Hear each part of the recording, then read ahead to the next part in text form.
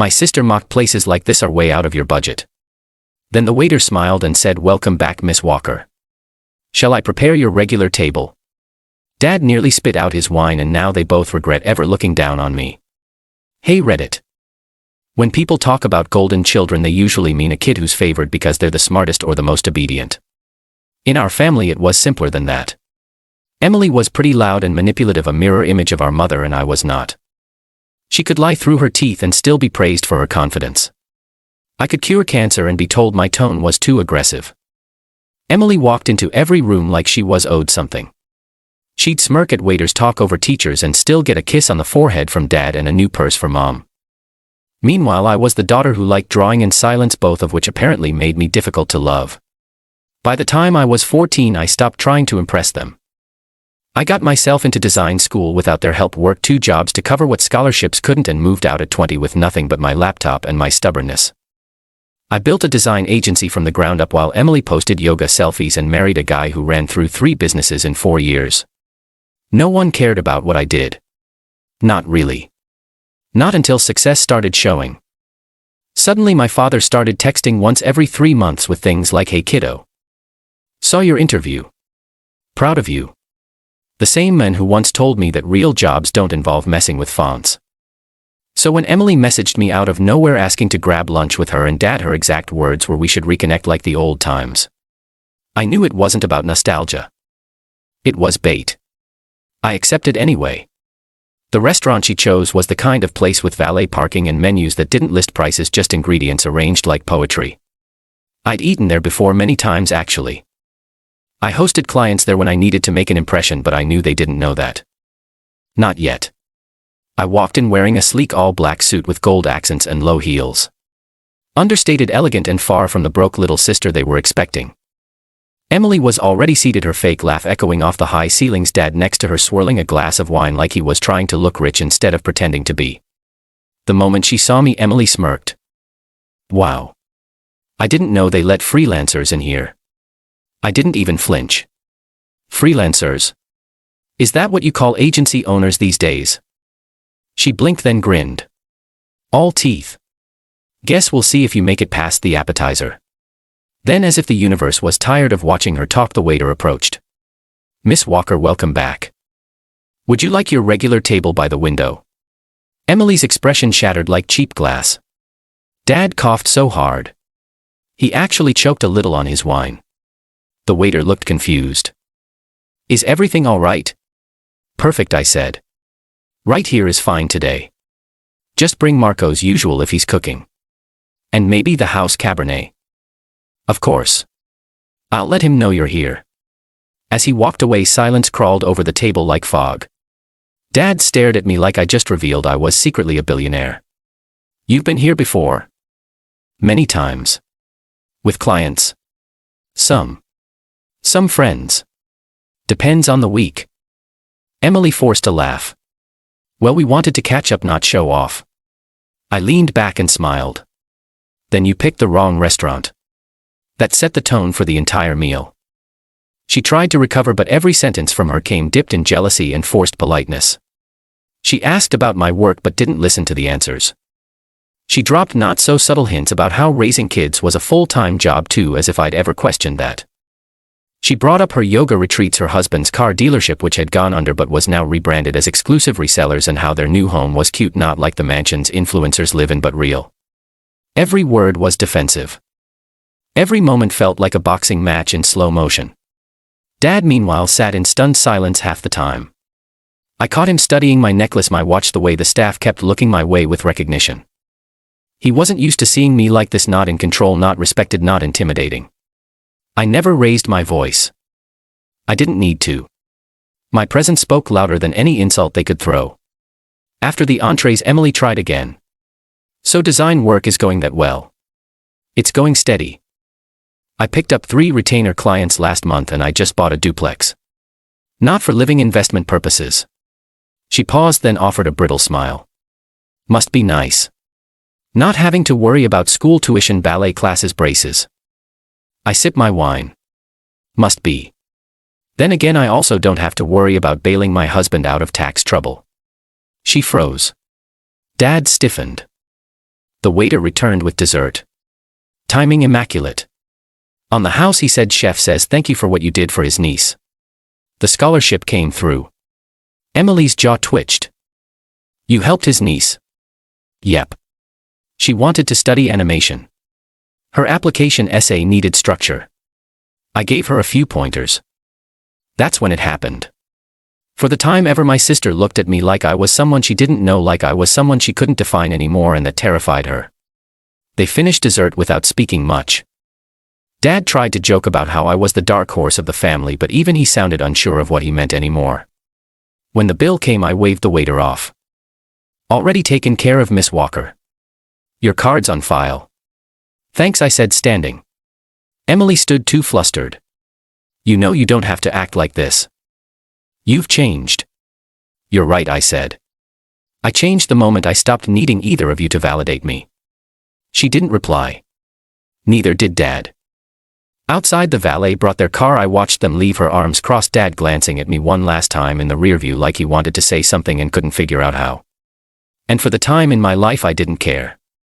They could go home and talk about how cold I'd become, how much I'd changed, how I made them uncomfortable. Let them. Because behind their forced smiles and unfinished sentences was the one thing they'd never say out loud. They regret ever looking down on me. 3 weeks. That's how long it took for the silence to crack. After the lunch that flipped their world upside down, I thought I'd bought myself some peace. No fake smiles, no backhanded texts, no surprise lectures from Dad about responsibility, just quiet. But with people like Emily and my father, quiet never means surrender. It means calculation. It started with a knock. I was in my office reviewing pitch decks when my receptionist buzzed through. "MS. Walker. There's an Emily here to see you, says she's your sister." I leaned back slowly. "Send her in." She walked in like she owned the place, heels clicking across the marble floor, sunglasses still on, like she thought this was a Vogue interview, but her posture betrayed her. Her jaw was tight, fingers twitchy. She didn't look like a woman coming to catch up. She looked like a woman coming to collect. "Nice setup," she said, eyes scanning the space. "So this is where you spend all your time now?" "Only when I'm making money," I replied, motioning to the chair. "Sit, or are you just here to case the place?" She sat slowly. "Look, I'll get to the point. Dad's retiring." "Uh-huh. And the house, the one Grandma left, he's planning to sell it. To make things easier, we were thinking you could just sign off your share." I blinked. "Sorry. We." She smiled like it was reasonable. "I mean, you don't use the place and I could really use the space, you know, for the kids." I thought it made sense. "You mean the house that Grandma left to both of us? The one I renovated every summer while you were off doing spa retreats and breaking up with boyfriends?" "Oh, come on. You were just painting rooms. Don't be dramatic." I stood. "Let's get something straight. That house was split 50-50 legally and in Grandma's will. If you want full ownership, you'll need to buy me out. Market price. No discounts for sibling guilt." She laughed, but it cracked halfway through. "You're seriously going to make this difficult? You have money now. What do you need it for?" "That's exactly why I'm not giving it to you. You all spent years treating me like I was the family embarrassment. And now, just because I wear tailored suits and don't need your pity, I'm supposed to hand over a house?" Her face changed. The mask dropped. What was left was raw, bitter jealousy. "You were always the selfish one. You just played the victim better than anyone. Everyone always pitied you. The sad little artist, no support, boo-hoo. You think I had it easy? You were the golden child," I snapped. "You walked through life expecting applause. I clawed my way through every door you strolled through without even knocking." She stood too, now flushed and angry. "You don't get it. Everything was expected of me. I had to succeed. I had to be perfect. You got to fail.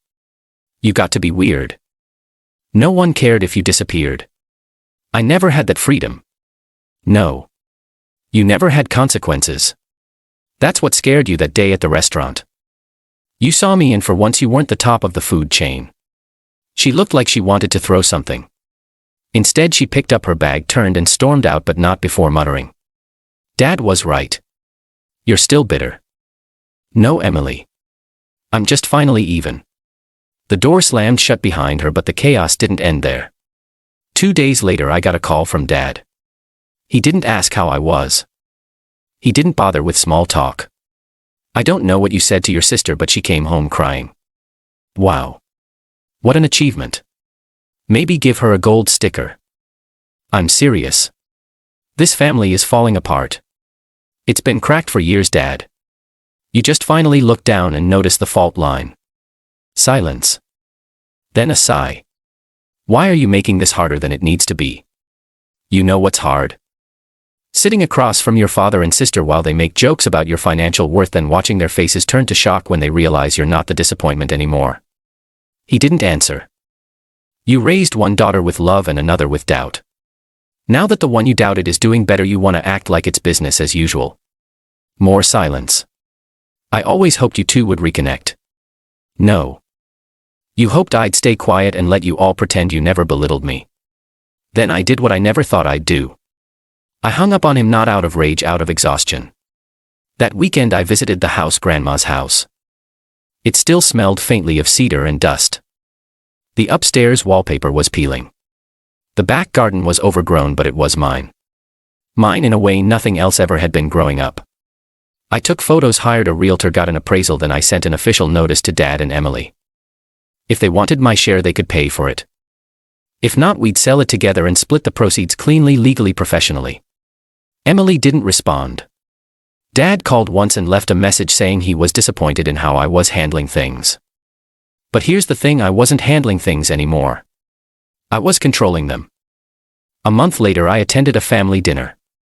Not because I wanted to, but because I needed to. To remind myself how far I'd come. Emily was quiet the whole night. Her husband didn't show.